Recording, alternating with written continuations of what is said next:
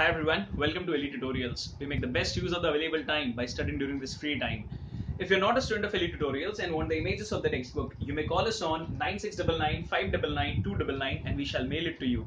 Also at the end of these lectures, if you have any doubts, you can mark those doubts and we shall discuss the same in our live doubt solving lectures. Alright, now in the last video we had already continued with the chapter Physical Quantities and Measurement. इस video में हम theory topic को continue करते हैं and we'll also look to complete the theory part and hopefully we'll start with the numericals also. All right, so the first topic we are starting this video with is an experiment. पहला experiment है इस chapter का और जो कि बहुत ही and में आता है चैप्टर के. तो इसमें हमको करना क्या है, हमको एक बीकर लेना है, उसमें हमको अलग अलग लिक्विड डालना है. ठीक है, हमको मर्क्यूरी डालना है, फिर उसके बाद वाटर डालना है और उसके बाद ऑयल डालना है. ठीक है, so we are pouring mercury, water and oil. हम ये देखेंगे कि मर्क्यूरी सबसे नीचे सेटल हो जाता है. सबसे नीचे मर्क्यूरी है, उसके ऊपर है वाटर और उसके ऊपर है ऑयल. कोई भी ऑर्डर में डालो, पहले ऑयल डालो, वाटर डालो, फिर मर्क्यूरी डालो. मर्क्यूरी फिर भी नीचे चला जाएगा, वाटर बीच में रहेगा और ऑयल एकदम ऊपर आ जाएगा. ये ऐसा इसलिए होता है क्योंकि ऑयल का डेंसिटी वाटर से कम है. ऑयल का डेंसिटी वाटर से कम है तो वो फ्लोट करेगा. वाटर का डेंसिटी मर्क्यूरी से कम है तो वो मर्क्यूरी पे फ्लोट करेगा. So no matter what the order is, हमेशा मर्क्यूरी नीचे सिंक हो जाएगा बिकॉज मर्क्यूरी बहुत हैवी है, उसका डेंसिटी सबसे ज्यादा है. उससे कम वाटर का डेंसिटी है तो ऊपर रहेगा और ऑयल का डेंसिटी वाटर से भी कम है तो सबसे ऊपर रहेगा. अब हमको क्या करना है, इस बीकर में जिसमें हमने तीनों लिक्विड डाल दिए, हमको अलग अलग सॉलिड डालना है. इसमें हमको डालना है cork, that is a piece of wood kind of thing. फिर हमको डालना है प्लास्टिक और हमको डालना है आयरन. तो हम क्या देखेंगे, हम कॉर्क को डालते हैं तो कॉर्क ऑयल पे फ्लोट हो रहा होता है. ऑयल पे फ्लोट हो रहा है मतलब कॉर्क का डेंसिटी ऑयल से कम है. ठीक है, हम प्लास्टिक को डालेंगे, प्लास्टिक ऑयल में सिंक हो जाएगा, मतलब ऑयल के थ्रू चला जाएगा लेकिन वाटर में फ्लोट करेगा क्योंकि प्लास्टिक का डेंसिटी ऑयल से ज्यादा है लेकिन वाटर से कम है. और जब हम आयरन को डालेंगे या आयरन नेल को डालेंगे तो आयरन का डेंसिटी तो ऑयल से भी ज्यादा है और वाटर से भी ज्यादा है लेकिन मर्क्यूरी से कम है तो मर्क्यूरी में फ्लोट करेगा. तो मतलब जो कॉर्क है वो ऑयल पे फ्लोट करेगा, जो प्लास्टिक है वो ऑयल में डूब जाएगा लेकिन पानी में फ्लोट करेगा, और जो आयरन है वो दोनों में डूब जाएगा और मर्क्यूरी में फ्लोट करेगा. तो दिस क्लियरली इंडिकेट्स कि अलग अलग सब्सटेंस के डेंसिटी जो होते हैं उनका अलग अलग रिजल्ट होता है, कौन किसमें फ्लोट होगा, कौन किसमें सिंक हो जाएगा. तो that is very much evident from this experiment. ठीक है, now moving ahead with next is applications of flotation. Flotation कहां कहां पर यूज होता है, कहां कहां पर इसको हम अपने काम के लिए यूज करते हैं. तो पहला है flotation of iron ships. Now बड़े बड़े जो आयरन शिप्स होते हैं वो तो आराम से एकदम पानी पे फ्लोट होते हैं, लेकिन अगर हम आयरन नेल की बात करते हैं तो आयरन नेल को जब हम पानी में डालते हैं वो डूब जाता है. तो आयरन के शिप्स फ्लोट कैसे होते हैं, ऐसा इसलिए होता है बिकॉज जो आयरन नेल होता है जब वो पानी के अंदर जा रहा है तो पानी को डिस्प्लेस करेगा क्योंकि आयरन नेल को अपना जगह बनाना है. तो जितना पानी डिस्प्लेस हुआ है, जितना पानी आयरन नेल ने डिस्प्लेस किया है, उसका वजन आयरन नेल के वजन से कम होता है. मतलब जब आयरन नेल पानी के अंदर गया तो उसने पानी को हटाया, तो जितना पानी हटा है आयरन नेल की वजह से उतने पानी का वजन आयरन नेल के वजन से कम है, तो इसलिए आयरन नेल डूब जाता है. लेकिन आयरन के जो शिप्स होते हैं बहुत बड़े होते हैं, तो जब इतना बड़ा शिप पानी में उतरता है तो बहुत ज्यादा पानी को डिस्प्लेस करता है और उतने पानी का वजन, जितने पानी को शिप ने डिस्प्लेस किया है उतने पानी का वजन शिप के वजन के बराबर होता है. इसलिए वो जो शिप है वो फ्लोट करता है in accordance with the law of flotation, जिसे हमने पढ़ा था लास्ट लेक्चर में. ठीक है, नाउ तो ये है flotation of iron ships. Moving with the next is flotation in sea water. Sea water में फ्लोट करना काफी आसान होता है. ठीक है, मतलब स्विमिंग भी करना है तो सी वाटर बहुत ज्यादा इजी है फ्लोट करने के लिए, उसमें हम स्विम आसानी से कर सकते हैं. फ्रेश वाटर या रिवर वाटर में इतना आसान नहीं होता है क्योंकि सी वाटर में बहुत सारे सॉल्ट्स होते हैं. सॉल्ट्स होने की वजह से जो डेंसिटी होता है सी वाटर का वो ज्यादा होता है, और डेंसिटी जब ज्यादा हो जाता है तो हमारा डेंसिटी उस सॉल्टी वाटर से कम हो जाता है क्योंकि सी वाटर में सॉल्ट्स हैं तो सी वाटर का डेंसिटी ज्यादा है. तो इसके कंपैरिजन में, इसके रिलेशन में हमारा डेंसिटी कम है तो हम आसानी से फ्लोट होते हैं. लेकिन यही जब हम रिवर वाटर की बात करते हैं, फ्रेश वाटर की बात करते हैं, तो फ्रेश वाटर का जो डेंसिटी है वो सी वाटर से कम होता है क्योंकि उसमें कोई सॉल्ट्स नहीं होता है. तो उसके हिसाब से हमारा डेंसिटी बहुत कम नहीं होता है, तो उसमें स्विम करना काफी ज्यादा डिफिकल्ट होता है. तो ये याद रखना है कि सॉल्टी वाटर का डेंसिटी ज्यादा होता है because of the salts present in it, and hence it is quite easy to float और स्विम इन सॉल्टी वाटर और सी वाटर. ठीक है, now moving ahead with the next, flotation of fish. जो fishes होते हैं उनमें ना एक स्पेशल टाइप का ऑर्गन होता है जिसको बोलते हैं स्विम ब्लैडर. एक लंबा सा फ्लेक्सिबल ट्यूब जैसा होता है, very long thing in that fish. और ये जब इनके ऑर्गन में, इनके स्विम ब्लैडर में जब गैसेस एंटर करते हैं तो इनका वॉल्यूम बढ़ जाता है स्विम ब्लैडर का, और जब वो गैसेस बाहर निकलते हैं तो स्विम ब्लैडर का जो वॉल्यूम है वो कम हो जाता है। तो अकॉर्डिंगली ये स्विम ब्लैडर का वॉल्यूम बढ़ा के या कम करके अपना ओवरऑल डेंसिटी पानी से कम और ज्यादा कर सकते हैं, इस वजह से वो फ्लोट और सिंक हो सकते हैं। तो फिशेस के लिए बहुत ज्यादा आसान होता है because they have an organ called swim bladder, जिसका वॉल्यूम कम ज्यादा आसानी से किया जा सकता है। हम ऐसा नहीं कर सकते बिकॉज हमारे बॉडी में कोई ऐसा स्पेशलाइज्ड ऑर्गन नहीं है, लेकिन फिशेस के बॉडी में वो है, तो वो अकॉर्डिंगली रेगुलेट कर सकते हैं मतलब कंट्रोल कर सकते हैं, और फिर उसके हिसाब से वो फ्लोट या सिंक हो सकते हैं depending upon what they desire. ठीक है, तो this is about the flotation of fish. Then flotation of iceberg. जब आइस जो है वो ऑफ कोर्स पानी से ही बनता है, लेकिन जब पानी कॉन्ट्रैक्ट हो रहा होता है, ठीक है, इनफैक्ट कॉन्ट्रैक्ट नहीं कहना चाहिए, पानी जब कूल हो रहा होता है, तो जब पानी कूल होकर आइस बनता है, तो यूजुअली हमने क्या पढ़ा है कि जब कोई भी सब्सटेंस को हम कूल करते हैं तो वो कॉन्ट्रैक्ट होता है, लेकिन पानी के केस में उल्टा होता है। जब हम पानी को कूल कर रहे थे फ्रॉम 0 to 4, जो उल्टा बिहेवियर है पानी का वो सिर्फ 0 से 4 में ही है, 4 के बियॉन्ड, 4 के आगे सब कुछ एकदम ही नॉर्मल है। तो जब पानी को हम ठंडा कर रहे होते हैं तो पानी कॉन्ट्रैक्ट होने की जगह एक्सपांड होता है। एक्सपांड हो रहा है मतलब उसका वॉल्यूम बढ़ता है और डेंसिटी कम हो जाता है। डेंसिटी कम हो जाने की वजह से जब पानी को हम ठंडा करते करते जा रहे हैं उसका डेंसिटी कम होते जा रहा है, डेंसिटी कम होते तो वो आइस बन जाता है।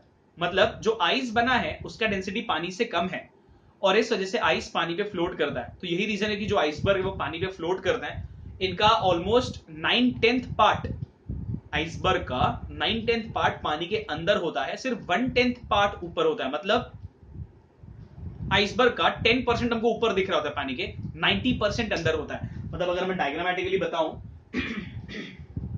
तो अगर ये सपोज वाटर सरफेस है और यहाँ पे ऐसा एक आइसबर्ग है, ठीक है, अब ये आइसबर्ग असली में, ये खाली जो ऊपर दिख रहा है वो 10% है, असली में आइसबर्ग इतना बड़ा ऐसा हो सकता है, ठीक है, जो हमको दिखाई नहीं देता है। तो we are able to see only this part जो पानी के ऊपर है, this is only accounting for 10%, बाकी का 90% आइसबर्ग पानी के अंदर होता है। ठीक है, तो ये फ्लोट इसलिए हो रहा है बिकॉज ओवरऑल डेंसिटी जो आइस का है वो पानी से कम है, हेंस इट इज फ्लोटिंग। यही अगर हम रिवर वाटर की बात करते हैं तो रिवर वाटर में जो आइसबर्ग होता है वो 1/12 पार्ट, मतलब 1/12 अगर बात करें तो सिर्फ 12 में से 1 पार्ट पानी के ऊपर होता है, 11 पार्ट पानी के अंदर होता है। So even greater proportion of iceberg is in the river water. Sea water में तो फ्लोट होना आसान है आइसबर्ग के लिए, रिवर वाटर में उसके लिए भी डिफिकल्ट है। तो रिवर वाटर में 1/12 part is visible, 11/12 part is inside the water. ठीक है, so this is related to iceberg. Then sorry, moving ahead with the next, that is flotation of man. ठीक है, अब हम ऑफ कोर्स पानी में आराम से फ्लोट कर सकते हैं। तो जो स्विमर्स होते हैं वो, हमारे बॉडी का ओवरऑल डेंसिटी कुछ ऐसा होता है कि हमारा डेंसिटी पानी के, जो हमारा ओवरऑल पूरा बॉडी है एक्सेप्ट हेड, वो पूरे बॉडी का डेंसिटी हमारा पानी के डेंसिटी से कम होता है, लेकिन डेंसिटी हेड का जो है वो काफी ज्यादा हैवी होता है। तो लेकिन जो स्विमर्स होते हैं वो अपने पैर को और अपने बॉडी को यूज करके ब्रीदिंग टेक्निक की मदद से पूरे बॉडी को फ्लोट करवा सकते हैं। ठीक है, तो ये एक एडवांटेज है, लेकिन नॉर्मली अगर हमको रिवर वाटर में फ्लोट करना है तो काफी डिफिकल्ट होगा, क्योंकि रिवर वाटर का डेंसिटी कम है, तो वहां पर फ्लोट करना बिकम्स अ लॉट डिफिकल्ट। ठीक है, तो this is about flotation of man. And then moving ahead with the last theory topic, that is hydrometer. Hydrometer के इंस्ट्रूमेंट होता है ऐसा, ये जो अभी यहाँ पर एक सपोज वेसल है या एक कंटेनर है, इसमें हमने कोई भी लिक्विड डाल दिया है। हाइड्रोमीटर वो इंस्ट्रूमेंट होता है जिससे हम किसी भी लिक्विड का रिलेटिव डेंसिटी फाइंड आउट कर सकते हैं। ठीक है, so hydrometer is an instrument और a device used to determine the relative density of liquid. तो इसमें स्ट्रक्चर कैसा होता है इसका, एक ऐसा पतला सा ट्यूब होता है, उसके एंड में दिस इज द बल्ब। ठीक है, तो ये जो इतना पार्ट दिख रहा है, this part is the bulb. This bulb is filled with mercury or lead shots so as to make it upright.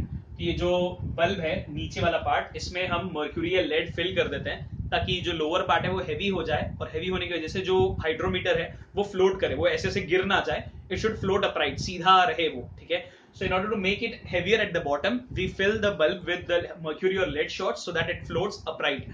और फिर जिस लिक्विड का हमको रिलेटिव डेंसिटी फाइंड आउट करना है, उस लिक्विड में हम उस हाइड्रोमीटर को डाल देते हैं, और इस पे कैलिब्रेशंस होते हैं, यहाँ पे ऐसे मार्किंग्स होते हैं। ठीक है, फिर जहां तक भी लिक्विड का लेवल, जैसे अगर मैं थोड़ा इसको बड़ा बनाऊं अगर, तो ये I'll draw it here.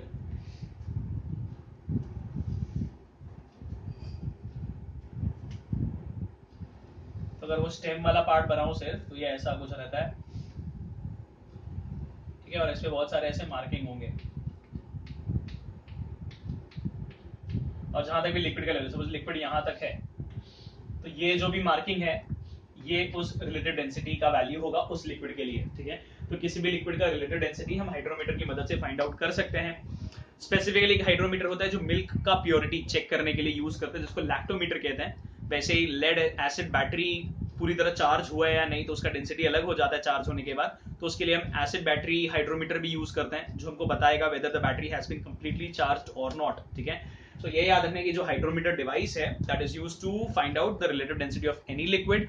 अगर हमको मिल्क के लिए स्पेसिफिकली यूज करना है, so we call that hydrometer as lactometer, और बैटरी के लिए भी यूज कर सकते हैं कॉल्ड एसिड बैटरी हाइड्रोमीटर, ठीक है। तो एकदम सिंपल सा स्ट्रक्चर है, तो हम इसको यूज करके फाइंड आउट कर सकते हैं। Alright, now so with this we are done with the theory part of the chapter. Now we will start the numericals, और न्यूमेरिकल्स स्टार्ट करने के पहले हम फॉर्मूला लिख लेते हैं क्या क्या यूज होने वाला है। So without much delay we will write the फॉर्मूले।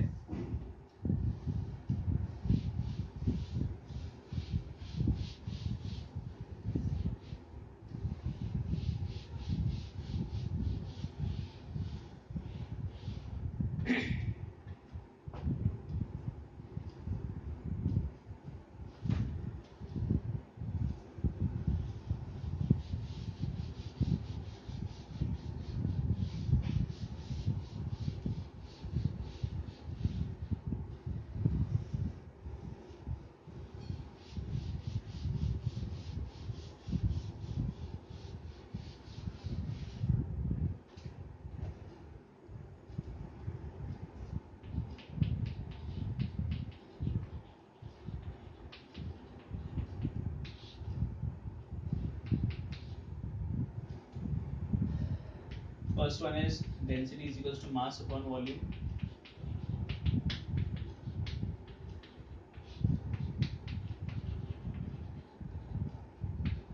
Symbol में is D is equals to capital M by capital B. Alright. Then ये कन्वर्जन नहीं है, ये मतलब ये इनफैक्ट फॉर्मूला नहीं है, ये कन्वर्जन जैसा है, ये याद रखना है। 1 ml is 1 सेंटीमीटर क्यूब, फिर 1 gram per centimetre cube is 1000 kg पर मीटर क्यूब, ठीक है। फिर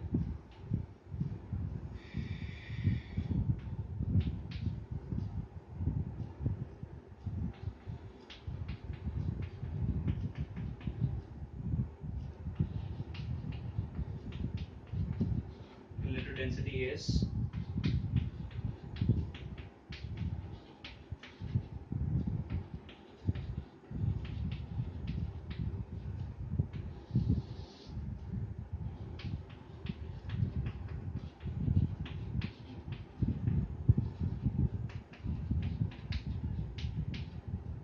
देखिए ये फॉर्मूला है, और एक है मास के टर्म्स में।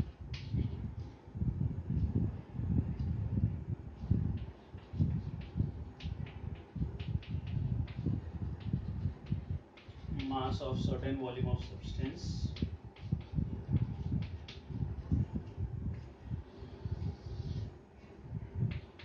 upon mass of same volume of water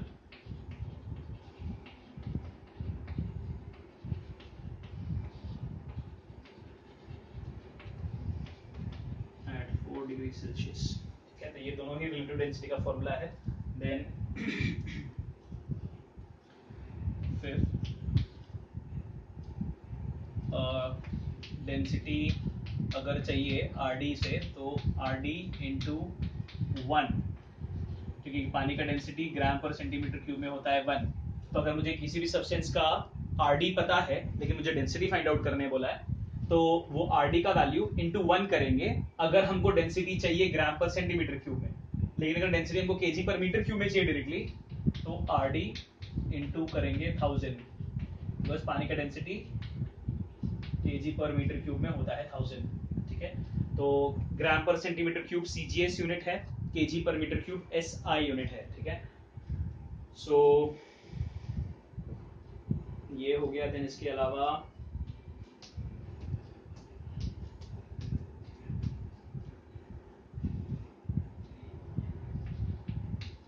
rise in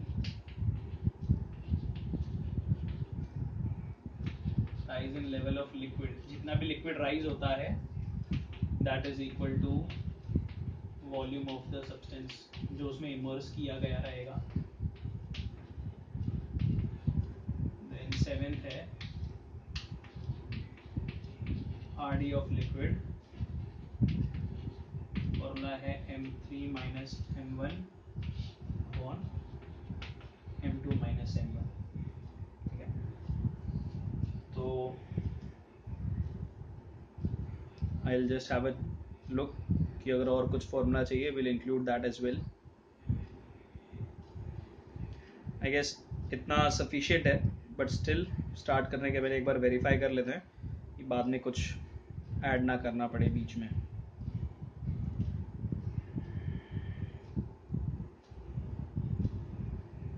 Looking at the questions,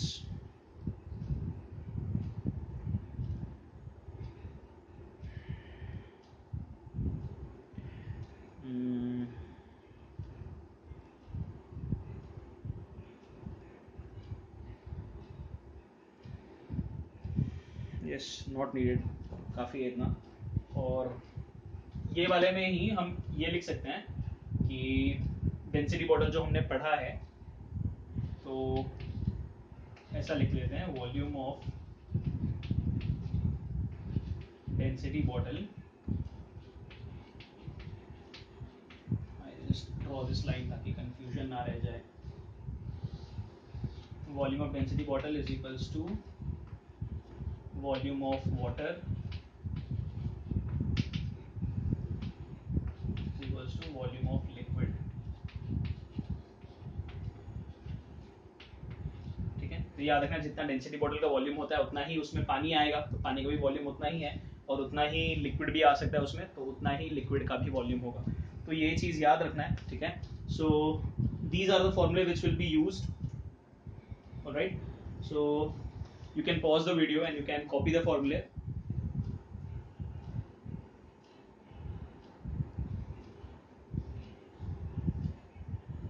Alright, I'll erase this so that we can start with the numericals.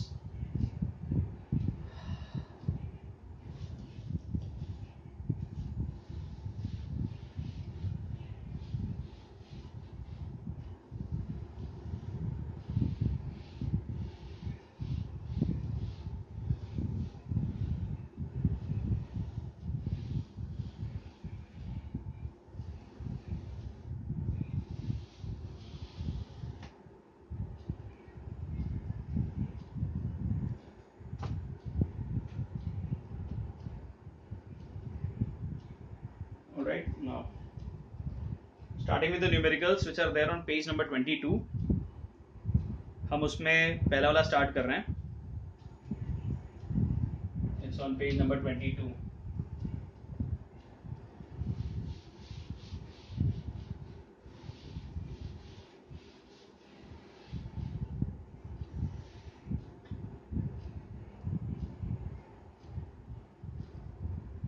Solid block weighs 20 kg, तो mass दिया हुआ है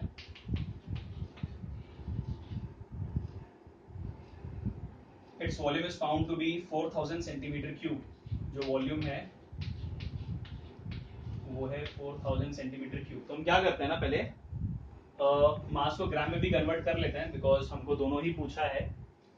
तो 1 kg is 1000 ग्राम, तो मैं 1000 से multiply कर दूंगा, ये ग्राम में आ जाएगा. This will be 20,000 gram. ठीक है, वॉल्यूम दिया है 4000 centimetre cube. Alright, find the density in gram per centimetre cube and KG per metre cube. तो दोनों में फाइंड करना है. तो पहले हम फाइंड करते हैं ग्राम पर सेंटीमीटर क्यूब में बोला है. सो ठीक है, तो लिखते हैं इन gram per centimetre cube. I'll write density is equals to mass upon volume.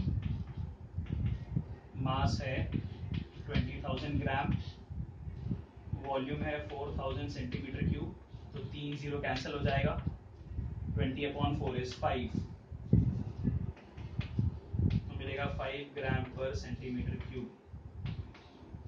तो ये हो गया डेंसिटी ग्राम पर सेंटीमीटर क्यूब में, और फिर केजी पर मीटर क्यूब भी बोला है। So in KG per metre cube में हमको पता है we know 1 gram per centimetre cube is equals to 1000 KG per metre cube.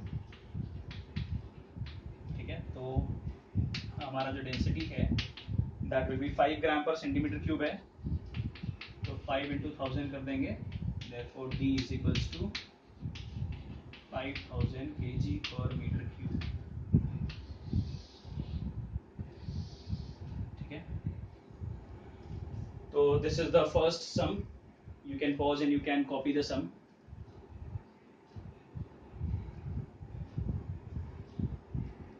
Moving ahead with the second one, calculate the volume of copper of mass। Volume पूछा है, मास दिया है 20,000। In fact I guess print बराबर हुआ है या नहीं,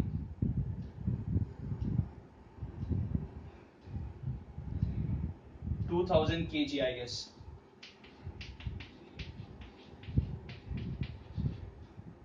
2000 kg दिया है, एंड हमको पूछा है वॉल्यूम, और डेंसिटी भी दिया हुआ है। Density is 8.4 gram per centimetre cube. ठीक है, तो हम क्या करेंगे, ये डेंसिटी ग्राम पर सेंटीमीटर क्यूब में दिया है, तो मास को भी पहले ग्राम में कन्वर्ट कर लेते हैं।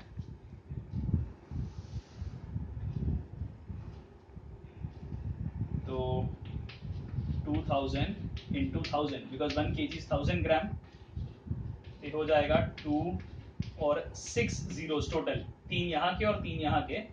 सो it will be unit 10, 100, 1000, 10,000, lakh, 10 lakh, 20 lakh gram. ठीक है, और हमको डेंसिटी दिया है 8.4 ग्राम पर सेंटीमीटर क्यूब। हमको पूछा है वॉल्यूम, तो formula density is equal to mass upon volume. I will continue here. तो डेंसिटी का वैल्यू दिया है 8.4, मास का वैल्यू है 20 लाख, ठीक है, 6 zeros अपॉन वॉल्यूम। तो वॉल्यूम यहाँ जाएगा, 8.4 नीचे आ जाएगा,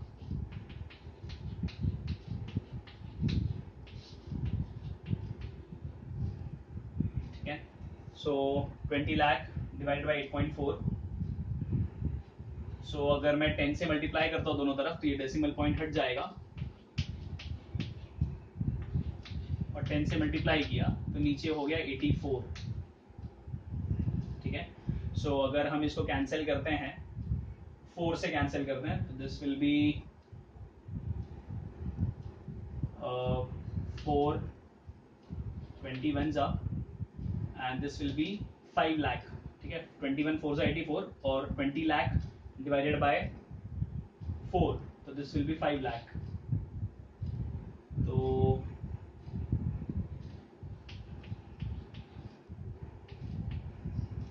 ठीक है,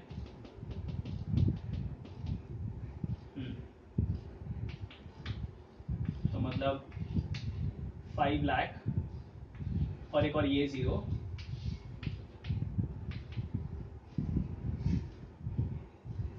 ठीक है। तो 50, in fact that is turns out to be 50 lakh. तो 50 लाख को हमको डिवाइड करना है 21 से, तो if we divide 50 lakh divided by 21, so the answer is 21 2s are 42। तो आई थिंक एक बार डेटा चेक कर लेते हैं। Calculate the volume of copper of mass 2000 kg और ग्राम। उसमें kg अगर हटाया कि नहीं हटाया, वहाँ पे कुछ ब्लैक इंक जैसा है। डेंसिटी दिया है, वॉल्यूम पूछा है, तो मास अपॉन डेंसिटी, अगर सपोज ग्राम भी लेके करते हैं, if instead of 2000 kg we take 2000 gram, and density is 8.4. Again value तो उतना ही आएगा क्योंकि खाली सिर्फ डेसिमल का ही चेंज होता है. नो प्रॉब्लम, जो हम कर रहे हैं वो राइट ही है as far as what question we have considered. तो इसको डिवाइड करते हैं. सो 21 2 42. पहले हम 50 को डिवाइड कर लेते हैं सिर्फ, बाकी तो जीरो लगाना रहेगा. तो 21 I will do the division here. या तो क्वेश्चन रॉन्ग होगा या कुछ वैल्यू रॉन्ग है, बट जो हम कर रहे हैं वो इतना करेक्ट है. सो 50 अपॉन 21, 21 2 42, बचा 8 0. तो 2.21 42 63, बचा 17 0.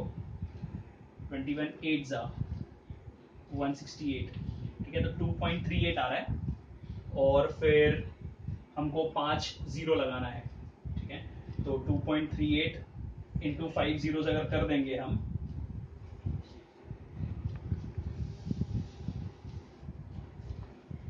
तो दिस विल बी 238,000. ठीक है, and unit will be volume है तो सेंटीमीटर क्यूब. ठीक है, so this is the answer as far as the question what we have considered. ठीक है, बुक में जो आंसर दिया है वो है 16,800 सेंटीमीटर क्यूब. बट मास 2000 ग्राम भी अगर लें तो भी तो आंसर, तो डेसिमल का फर्क पड़ेगा. सिर्फ 1000 हटाना है तो 238 आना चाहिए फिर. तो नथिंग टू वरी, क्योंकि हमारा मास का वैल्यू बराबर है. वॉल्यूम उधर गया, डेंसिटी नीचे आया. Alright, so this is correct, nothing to worry. You can just pause the video, you can copy it down.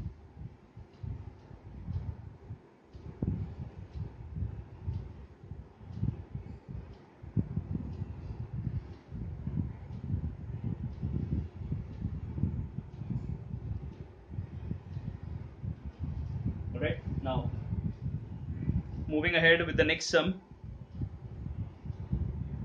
Third, I'll erase this first. ये जो हमने किया ये बराबर है. क्वेश्चन में अगर कुछ चेंज होगा तो अकॉर्डिंगली आंसर भी चेंज होगा, बट वो जो आंसर दिया वो तो नहीं आएगा.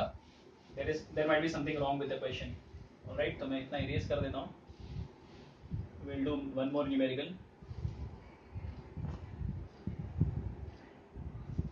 Third,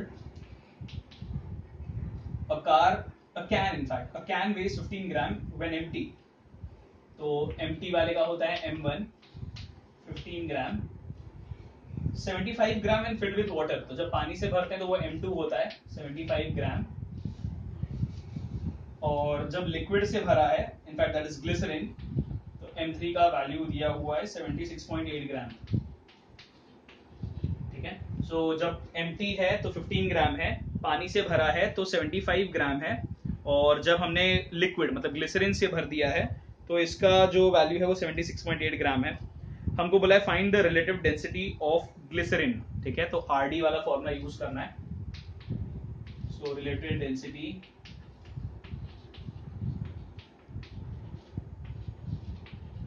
of glycerine is equals to M3 minus M1 upon M2 minus M1.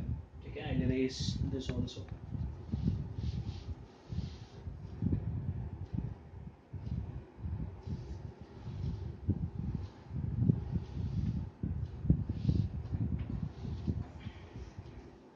ठीक है, तो M3 is 76.8 minus M1 15 upon M2 75 minus M1 is 15. तो 76.8 minus 15 is 61.8 upon 75 minus 15 is 60. मैं दोनों जगह 10 से मल्टीप्लाई करता हूँ तो ये हो जाएगा 618 अपॉन 600. ठीक है, तो मैं इसको कैंसिल करता हूँ 6 से, तो ये हो जाएगा 6 1 जा 6, 6 फिर 0, फिर 6 3 जा 18, और नीचे आ जाएगा 6 10 जा. in fact 600 600, तो 103 upon 100 और 103 upon 100 is 1.03 directly, तो हम लिखेंगे RD ऑफ लिक्विड, और RD का कोई यूनिट नहीं होता, ये ध्यान रहे, वहां पे RD का यूनिट शायद दिया है, so that is wrong, that is nothing but, मुझे इरेज करना पड़ेगा ये पार्ट भी,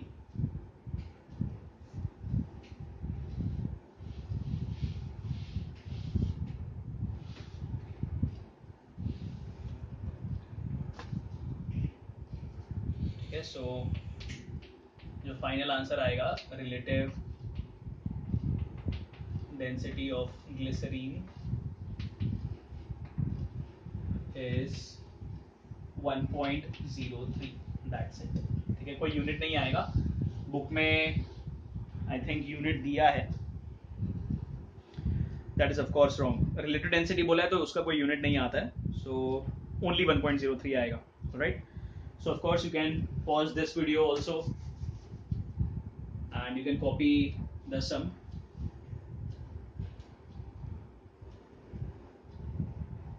Alright, so we are done with 3 numericals और 7 numerical बाकी है, वो हम next video में continue करेंगे, total हैं 10, ठीक है। So we are done with 3, 7 more to go. So in the next video we'll continue with those numericals and we will finally complete the chapter, ठीक है। तो अगर कुछ नहीं समझा वापस से वीडियो देखो, और कुछ डाउट है तो you can keep those doubts marked. We shall discuss it once the chapter gets over in our live doubt solving lectures. Alright, so we'll stop this video right here. In the next video we will complete the chapter. That's it. Thank you and bye bye.